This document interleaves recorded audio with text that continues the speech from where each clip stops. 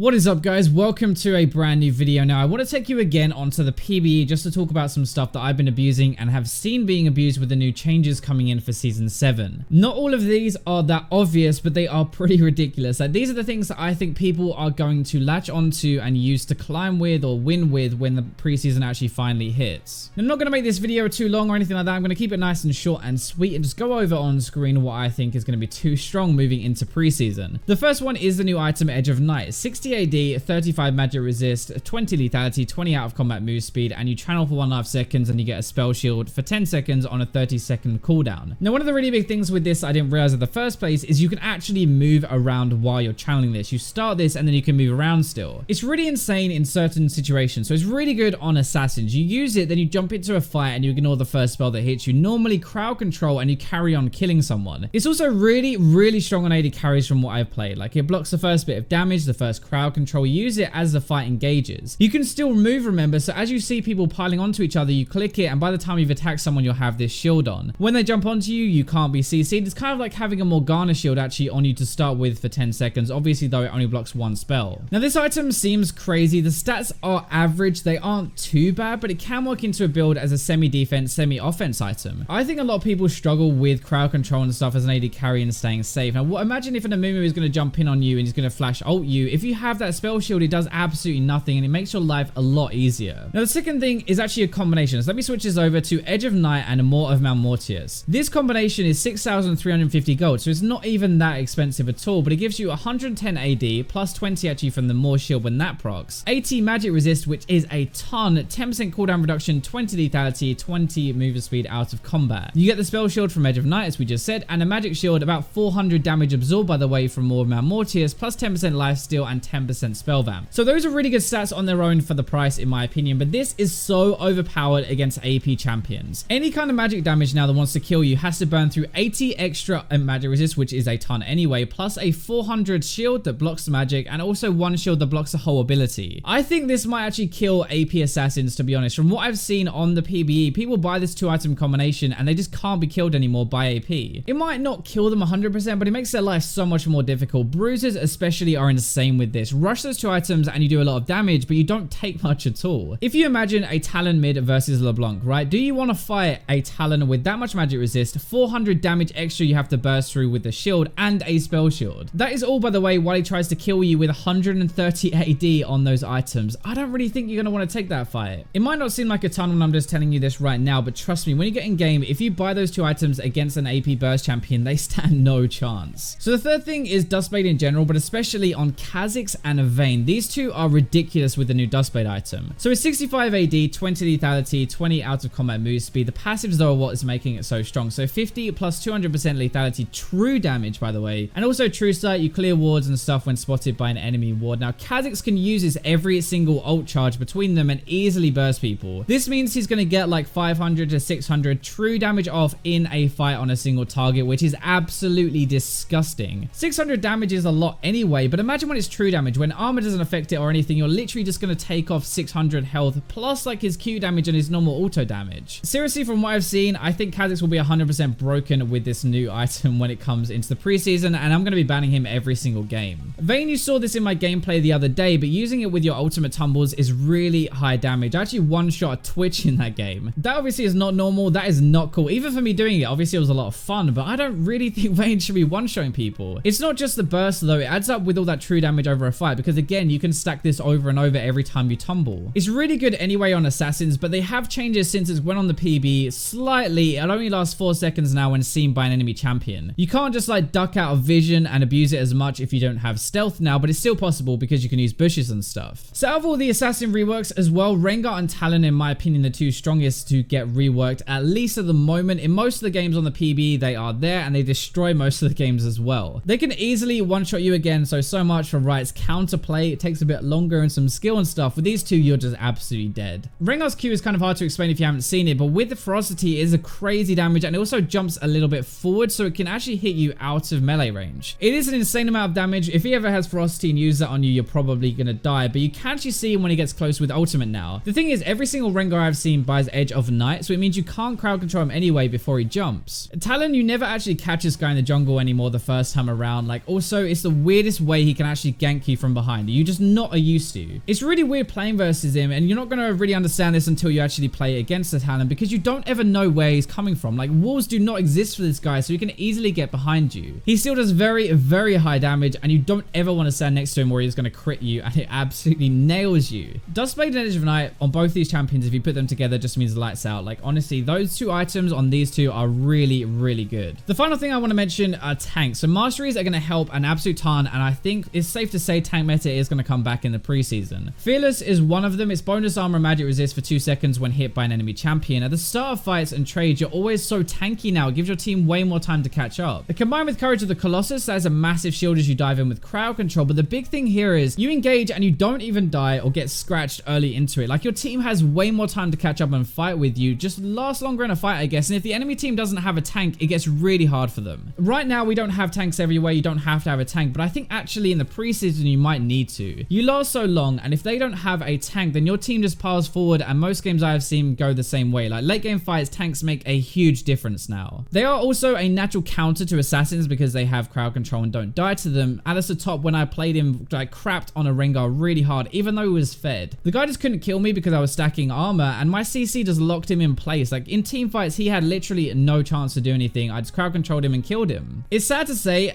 kind of, but I think especially in the jungle, probably top lane as well, we are going back to tanks to counter the influx of assassins now. So I hope you guys enjoyed this video. This is a bit different to what I normally do because I'm just trying to catch you up to speed with what's going on the PB and what I think is really too strong. But thank you very much for watching until the end if you have, and for now, I'll leave you with the robots.